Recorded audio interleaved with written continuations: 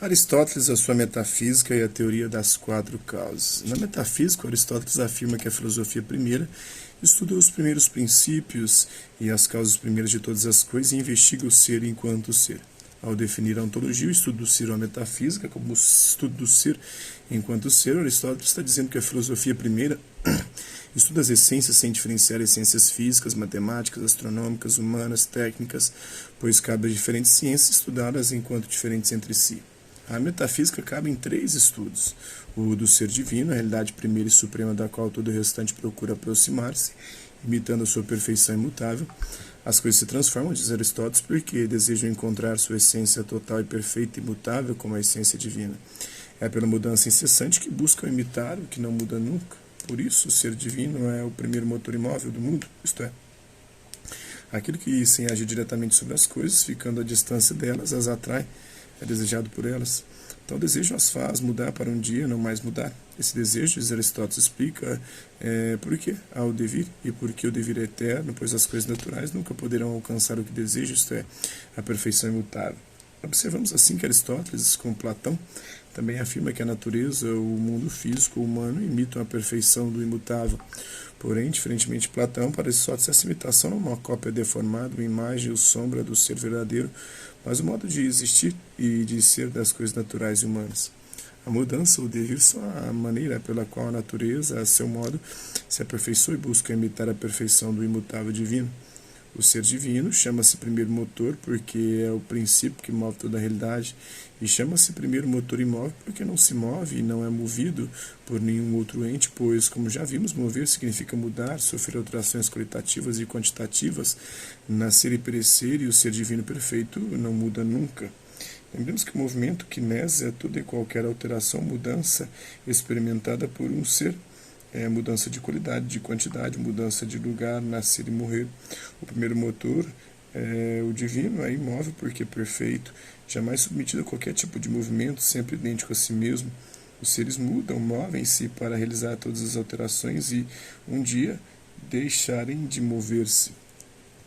Segundo dos primeiros princípios e causas primeiras de todos os seres ou essências existentes, e o terceiro das propriedades ou atributos gerais de todos os seres, sejam eles quais forem, graças aos quais podemos determinar a essência particular de um ser particular existente. A existência, ou a essência, ou usia, é a realidade primeira e última de um ser, aquilo sem o qual o ser não poderá existir ou deixará de ser o que é. A essência, entendida sob essa perspectiva universal, Aristóteles dá o nome de substância, o substrato, o suporte permanente e qualidades ou atributos necessários de um ser. A metafísica estuda a substância em geral, segundo a Mariana Chauí no seu convite à filosofia. Os principais conceitos da metafísica aristotélica. De maneira muito breve e simplificada, os principais conceitos da metafísica aristotélica, que se tornaram as bases de toda a metafísica ocidental, podem ser assim resumidos. Os primeiros princípios são os três princípios que estudamos na lógica, isto é, o princípio de identidade, não contradição e terceiro excluído. Os princípios lógicos são ontológicos, porque definem as condições sem as quais um ser não pode existir nem ser pensado. Os primeiros princípios garantem simultaneamente a realidade e a racionalidade das coisas. Identidade é quando você diz que A é igual a A, né? O ser é igual a ele mesmo. A de não contradição não tem como um ser ser e não ser ao mesmo tempo. É não contradição. E o terceiro excluído, ou ser é ou ser não é. Não existe uma terceira opção aí, né? O ser é o princípio da identidade, o ser é e não pode não ser, é o princípio de não contradição, e o terceiro excluído é o ser ou o ser não é, não há uma terceira opção. Quatro causas primeiras, a causa final é o motivo pela qual a causa eficiente deu causa formal à causa material. São aquelas causas que explicam o que a essência é e também a origem e motivo da existência de uma essência. Causa, para os gregos, significa não só o porquê de alguma coisa, mas também o que e o como uma coisa é o que ela é. As causas primeiro nos dizem o que é, como é, por que é e para que é uma essência.